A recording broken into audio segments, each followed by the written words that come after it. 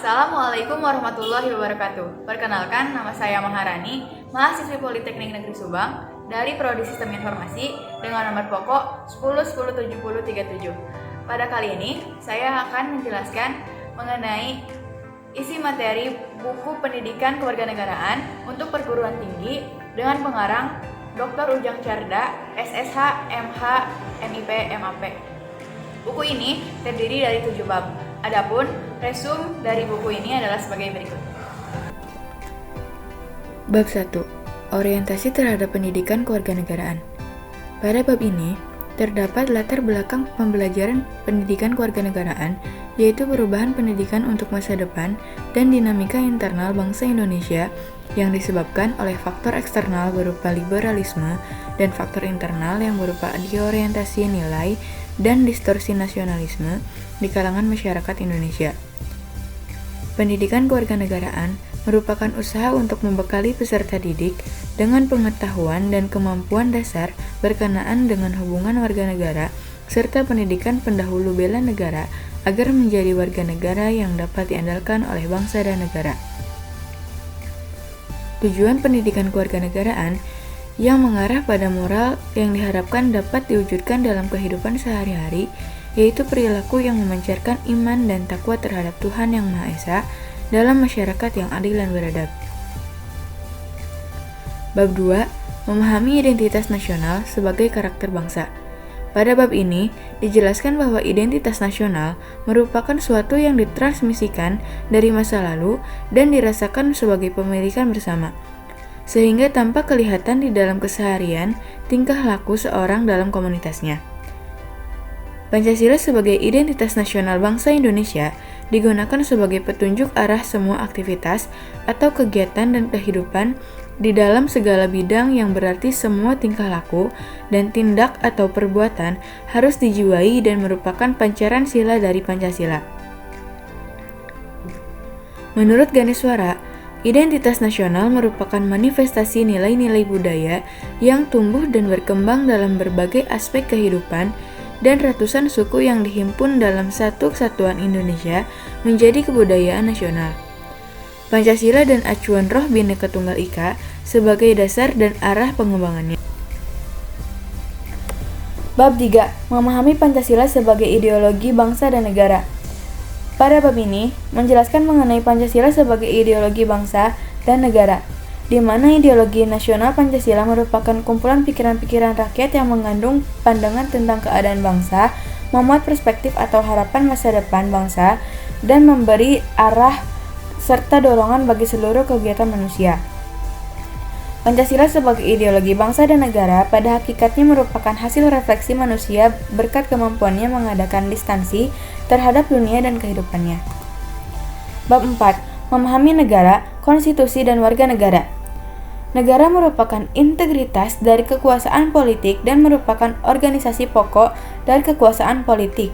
Negara adalah adat atau agensi dari masyarakat yang mempunyai kekuasaan untuk mengatur hubungan manusia dalam masyarakat dan menerbitkan gejala-gejala kekuasaan dalam masyarakat dan hidup dalam sauna kerjasama.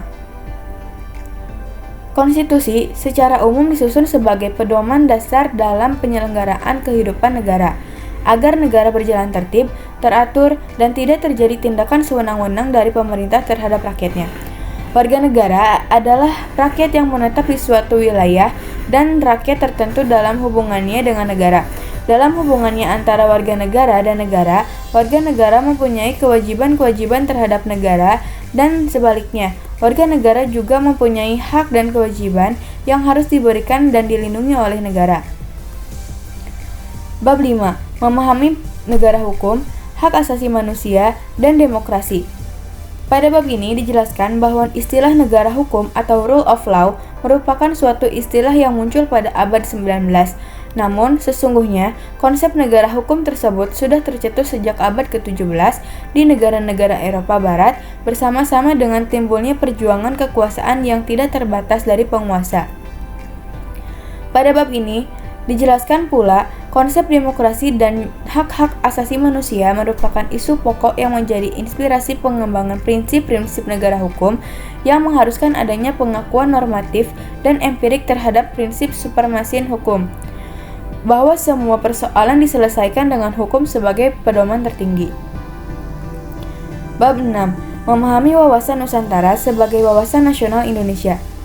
Pada bab ini, dijelaskan bahwa secara umum, wawasan nasional berarti cara pandang suatu bangsa tentang diri dan lingkungannya yang dijabarkan dari dasar filsafah dan sejarah bangsa itu sesuai. Bab 7. Ketahanan nasional dan integritas nasional Indonesia.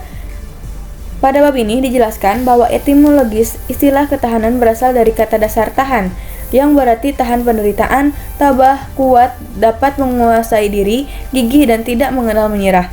Ketahanan memiliki makna yang mampu tahan dan kuat menghadapi segala bentuk tantangan dan ancaman yang ada guna menjamin kelangsungan hidupnya.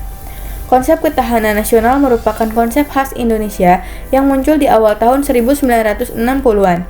Sehubungan dengan adanya ancaman yang dihadapi bangsa Indonesia, yakni meluasnya pengaruh komunisme dan dari Uni Soviet dan Cina. Integrasi nasional adalah upaya menyatukan seluruh unsur suatu bangsa dengan pemerintah dan wilayahnya. Dari uraian bab-bab yang sudah dijelaskan tadi, isi dari buku Pendidikan Kewarganegaraan untuk perguruan tinggi ini, yaitu Pendidikan Kewarganegaraan merupakan mata kuliah wajib di perguruan tinggi.